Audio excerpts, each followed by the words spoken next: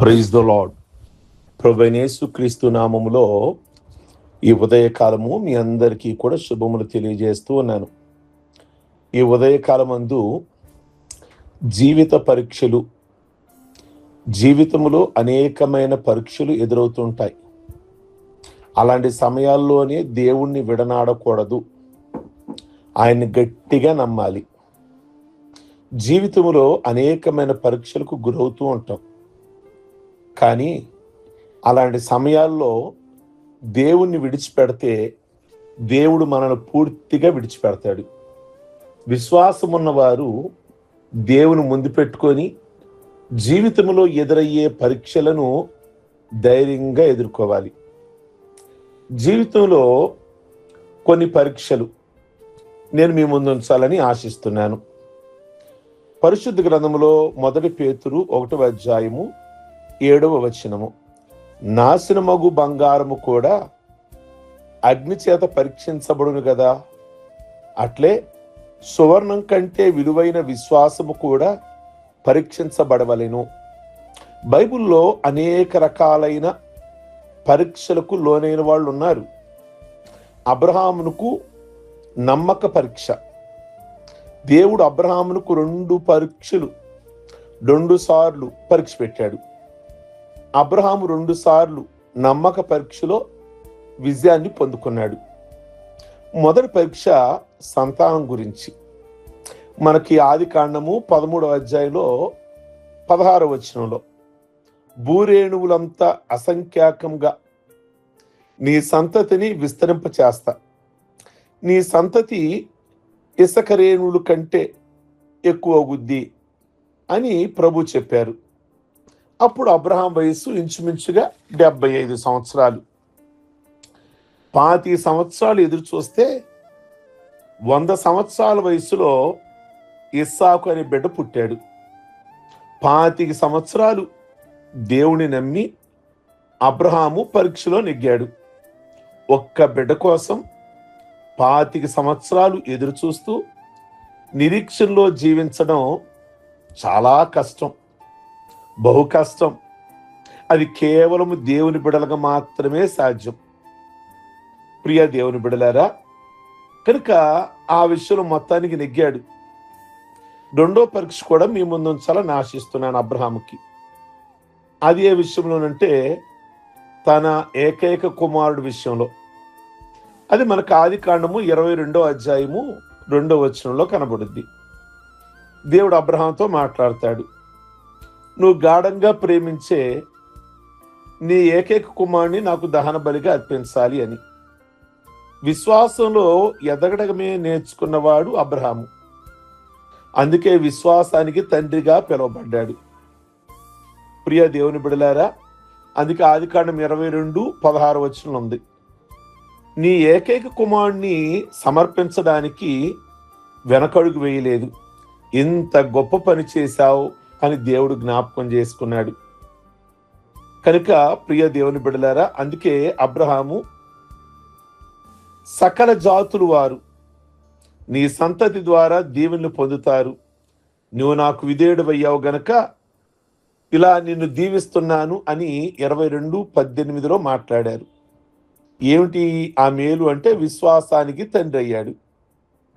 కనుక ఈ 2 పరీక్షలలో కూడా, ఒకటి సంతానం గురించి కానీ, రెండోది తన బిడ్డ విషయంలో కానీ, ఈ రెండిట్లో కూడా అబ్రహాము విజయము సాధించాడు దేవుడు పెట్టిన పరీక్షలో.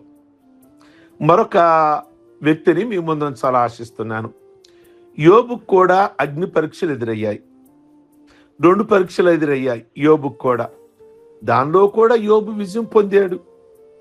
యోబు గ్రంథంలో చూస్తే 1వ అధ్యాయం 1వ వచనంలో, ఊజు దేశానికి చెందిన యోబు, అతను యథార్థత కలిగిన వాడు, యెహోవా యందు భయభక్తులు కలిగిన వాడు, చెడుతనము లేనివాడు, పాపానికి చాలా దూరంగా ఉండేవాడు. ఆయనకున్న ఆస్తిపాస్తులు 7,000 గొర్రెలు, 3,000 ఒంటెలు, 1000 ఎద్దులు, 500 గాడిదలు, సేవకులు చాలా మంది, తూర్పు దేశంలోనే అందరికంటే మహాసంపన్నుడు. 7 కొడుకులు, 3 కూతుళ్ళు.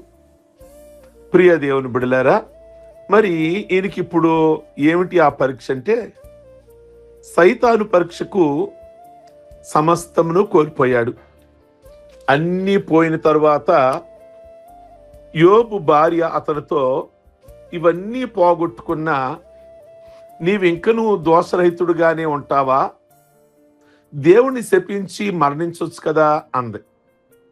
యోబు అన్నాడు, నీవు మూర్ఖురాలు మాట్లాడినట్లుగా మాట్లాడు మాకు అని యోబు తన భార్యతో మాట్లాడతాడు. దేవుడు మనకి శుభాలు చేస్తుంటాడు, అవి మనం స్వీకరిస్తాం. కీడును కూడా పంపిస్తాడు, వాటిని కూడా స్వీకరించాలి. కానీ ఎక్కడా కూడా యోబు దేవుని దూషించినట్లుగా మనము అక్కడ చూడము. నేను దిగంబరుడుగానే తల్లి కడుపు నుండి వచ్చాను, దిగంబరుడుగానే నేను మరలా వెళ్ళిపోవాలి. ప్రభు దయచేసినవి తీసుకున్నాను, ప్రభు ఇచ్చాడు, ఆయనే తీసుకున్నాడు, దేవునికే స్తుతి కలుగునుగాక అని సైతానుపై పరీక్ష నెగ్గాడు యోబు. సాతాను ఎన్ని రకాలుగా యోబును శోధించినా యోబు మాత్రం దేవుని సన్నిధిలో నిలబడిన ఆ పరీక్షలో నెగ్గిన వ్యక్తి. మాటల్లో ఎక్కడా కూడా సహనం కోల్పోలేదు. యోబుకు 2వ పరీక్ష ఎదురైంది. అది ఏ విషయంలో అంటే, ఇందాకదేమో ఆస్తి విషయంలో, ఇదేమో శరీరం విషయంలో, కుష్ఠరోగంలాగా. యోబు శరీరము అరికాలు నుంచి తల వరకు కూడా అన్నీ కూడా కురుపులు, కుష్ఠరోగంతో నింపబడ్డాడు. నా శరీరం అంతా పుండ్లు, నా శరీరం అంతా పురుగులు పడినవి అంటాడు. నా చర్మం పగిలి చీము కారుతుంది అంటాడు. నా ఆశలెల్లా విడనాడి తిని దేవుడు నన్ను చంపును, ఆయన ముందు నేను నిర్దోషినని మాత్రం నిరూపించుకుందును అన్నాడు. నా ఎముకలు చర్మం మాత్రము మిగిలి ఉన్నాయి, నా ప్రాణములు మాత్రము నిలిచి ఉన్నాయి. ఆయనను వారు ఏం చేశారో చూడుము. యోబు గ్రంథం 19వ అధ్యాయము 14 నుండి 19. కుష్ఠరోగంలో కూడా నా పాపాల వల్ల అని తెలుసుకొని తన దుష్టత్వం వదిలి 2వ పరీక్షలో నెగ్గినప్పుడు దేవుడు యోబుని ఇంకా 140 ఏళ్లు బ్రతికేనట్లుగా చేశాడు.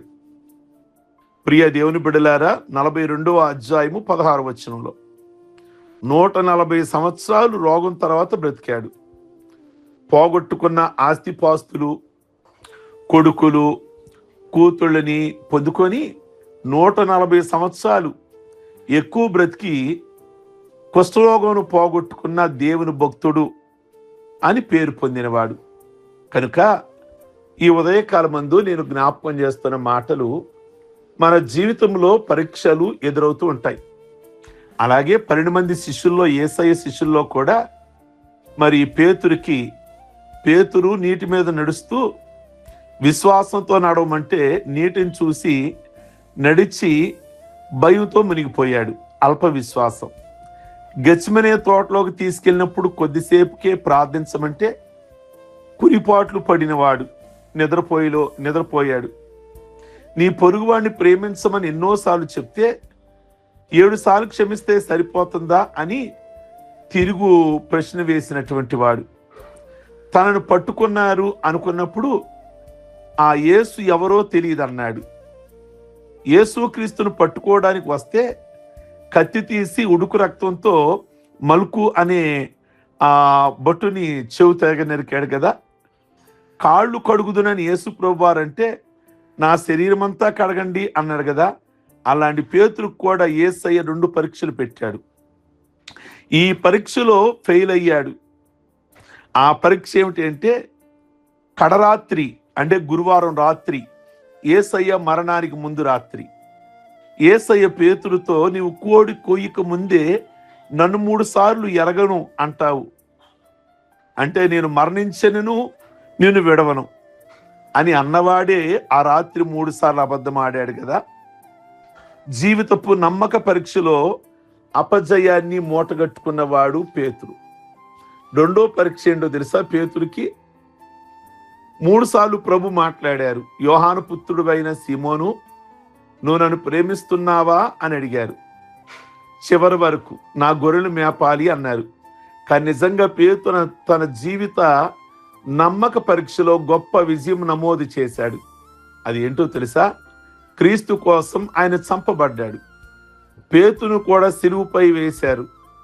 కానీ పేతురు, నేను సిలువలో చంపబడడానికి క్రీస్తు లాంటి గొప్పవాడిని కాదు, కాబట్టి సిలువపై తలకిందులుగా చంపబడి అని చెప్పి, అలాగే క్రీస్తు కోసం చనిపోయి తన ప్రేమను ఇంత గొప్పది అని నిరూపించుకున్నాడు. ప్రియ దేవుని బిడ్డలారా, కనుక అబ్రహాము విషయంలో మనం జ్ఞాపకం చేసుకున్నాం. సంతాన విషయంలో అతను నిలబడ్డాడు, గెలిచాడు. రెండోది యోబు విషయంలో కూడా మనము 2 రకాలైన పరీక్షలో అతడు నిలబడినట్లుగా మనం చూస్తాం. అలాగే పేతురు విషయంలో కూడా ఏమయ్యాడు అంటే, అతడు ఒక ఫస్ట్ టైం అతను పరీక్షలో ఓడిపోయాడు. ఈ రాత్రి నేనెవరో నువ్వు తెలియదంటావు అంటే, లేదు లేదు అన్నవాడు మొత్తానికి ఆయన ఎవరో నాకు తెలియదు అని అన్నాడు. కనుక చివరికి మాత్రం ఆ పరీక్షలో నిలబడి ప్రభు కొరకు చంపబడడానికైనా కానీ వెనకాడని వాడు.